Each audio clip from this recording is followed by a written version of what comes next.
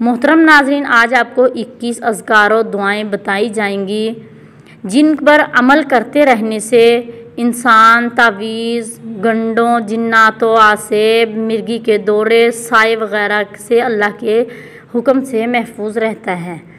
वो कौन से हैं आप नोट कर लें। नंबर 1, रिज़्क़ हलाल खाएं और हराम रोज़ी से बचें। नंबर 2, ज़िक्र इलाही का विर्द जारी रखें। नंबर 3, कुरान करीम की तिलावत को अपनी मुस्तकिल आदत बनाएं। नंबर 4, घरों में तस्वीर और तमाशील यानी जो शो पीस की शक्ल में आप स्टैचू रखते हैं वो और फ़ोटो वगैरह ये ना रखी जाएं।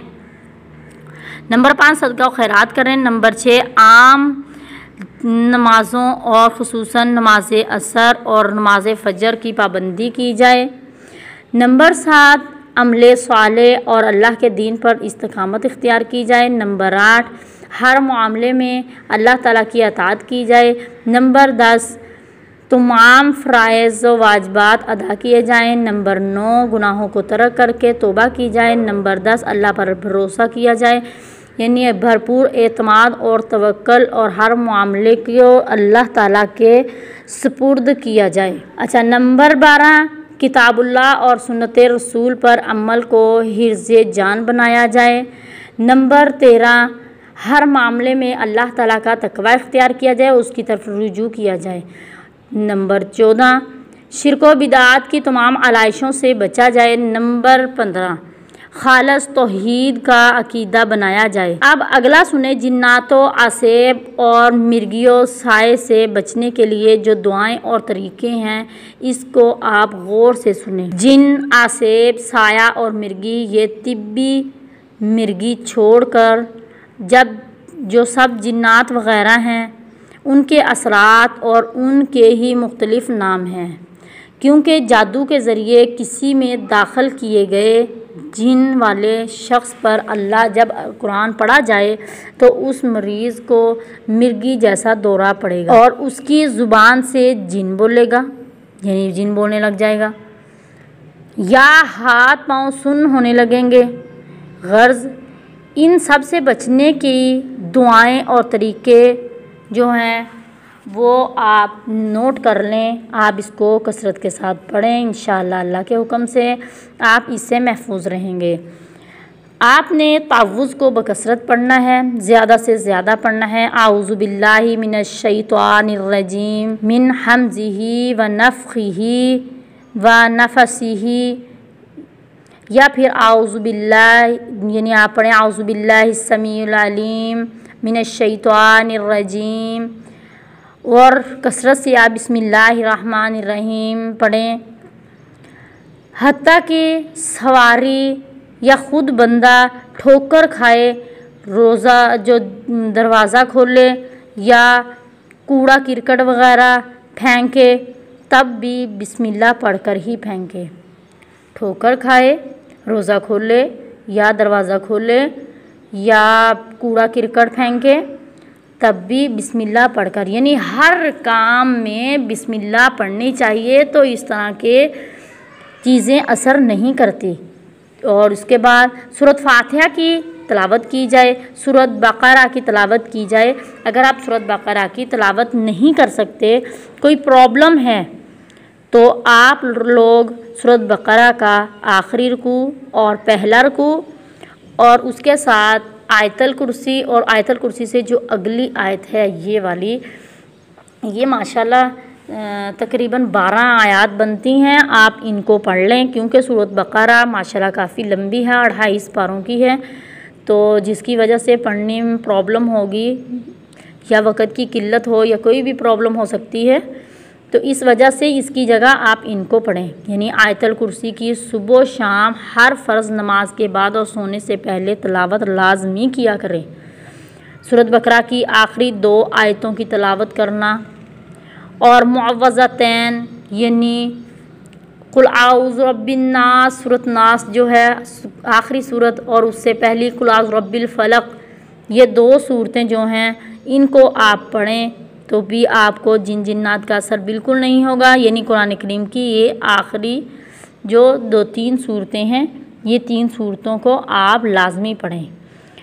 रोज़ाना 3-3 मरतबा इनको तिलावत करना चाहिए। ख़ुसूसन इन तीनों सूरतों को सुबह नमाज फ़जर के बाद और शाम को मग़रिब की नमाज के बाद 3-3 मरतबा पढ़ लिया करें।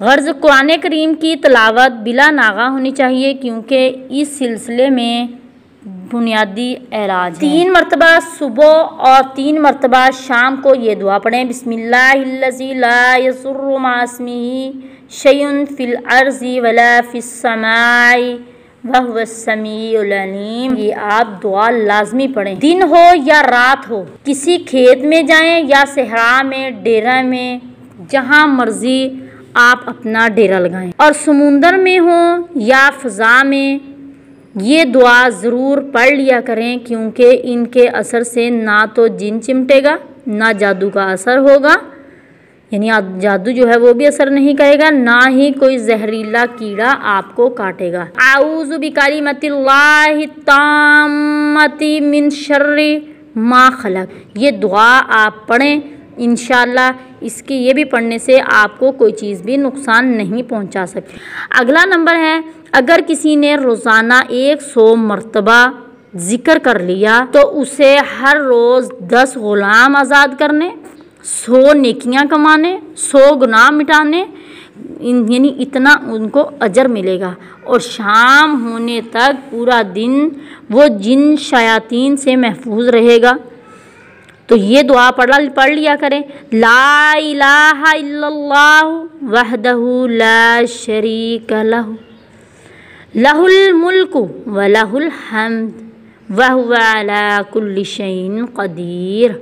और इसी हदीस में ये भी है कि अगर किसी ने एक दिन में 100 मरतबा सुबहान अल्लाहि व बिहम्दिही तो उसके तमाम गुनाह बख्श दिए जाएंगे, चाहे वो समुंदर की झाग के बराबर ही क्यों ना हो। अगला नंबर है, हदीस में है कि अगर घर में दाखिल होते, खाना खाते या घर से निकलते वक़्त अल्लाह का ज़िक्र कर लें, यानी मुतल्लिक़ा दुआएं पढ़ लें, तो शैतान अपने साथियों में ऐलान कर देता है कि इस घर में न तुम्हारे लिए रात गुजारने की जगह है और ना खाने को कुछ है। और जब घर में दाखिल होते वक़्त ज़िक्र ना करें तो कहता है कि तुम्हारी रात बसर करने के लिए ठिकाना भी मिल गया है और खाना भी मुयस्सर आ गया है। जब खाना खाने लगें तो बिस्मिल्लाह ये पढ़कर बिस्मिल्लाहिर्रहमानिर्रहीम तो फिर आप खाना स्टार्ट किया करें। और जब आप खाना खाते वक़्त आप भूल जाएं, यानी खाना आपने स्टार्ट कर लिया, भूल गए हैं, तो आप पढ़ें बिस्मिल्लाहि अव्वलहु व आखिरुहु, बिस्मिल्लाहि अव्वलहु व आखिरुहु। ये आप पढ़ लिया करें। और जब खाना खाने से आप फारग हो जाएं तो पढ़ा करो अल्हम्दुलिल्लाहिल्लज़ी अतअमनी हाज़ा व रज़क़नीही मिन गैरि हौलिन मिन्नी वला कुव्वतिन। ये आप लाजमी पढ़ा करें। तो आप इस तरह दुआएं पढ़ा करें, जिस तरह बैतुल खला जाने के लिए आप दुआ पढ़ के अल्लाहुम्मा इन्नी अऊज़ु बिका मिनल खुबुसी वल खबाइस। बाज़ रवायात में बिस्मिल्लाह शुरू में कहना भी कहा गया है कि ए अल्लाह मैं खबीस जिन्नों और जिन्नियों से तेरी पनाह मांगता हूँ। बाज़ रवायात में इस दुआ के शुरू में बिस्मिल्लाह कहना भी आया है और कहा जा सकता है। बैतुल खला से जब आप फारग होते हैं तो निकलते हैं तो पढ़ा करो गुफ़रानक, ए अल्लाह मैं तुझसे बख्शिश मांगता हूँ। जब किसी पर गुस्सा आ जाए तो आउज़ु बिल्लाहि मिनश शैतानिर रजीम पढ़ें।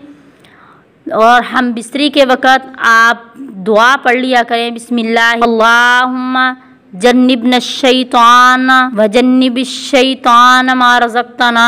आप इसको लाजमी पढ़ लिया करें। एक ज़ईफ़ रवायत में है कि बिल्लों और सुराखों में पेशाब हरगिज़ ना किया जाए, इससे आप महफूज रहा करें, क्योंकि बिल्लों में यानी सुराखों में जिन्नात रहते हैं, इसलिए आप इस तरह ना किया करें, पेशाब वगैरह ना किया करें। अगर मुमकिन हो तो अजवा खजूर के साथ दाने रोज़ाना निहार मुँह खा लिया करें। ऐसा करने से नबी करीम सल्लल्लाहु अलैहि वसल्लम के इरशाद के मुताबिक उस दिन उसे कोई जहर और जादू नुकसान नहीं पहुंचाएगा।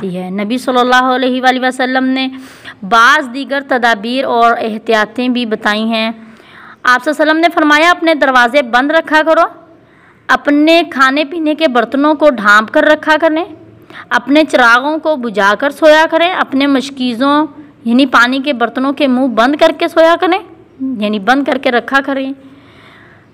शैतान बंद दरवाजे को नहीं खोलता, ढकना नहीं उठाता, मशकीज़ों का तस्मा नहीं खोलता, और चूहिया तो घरों समेत घर को आग लगा देती है। इसलिए आपको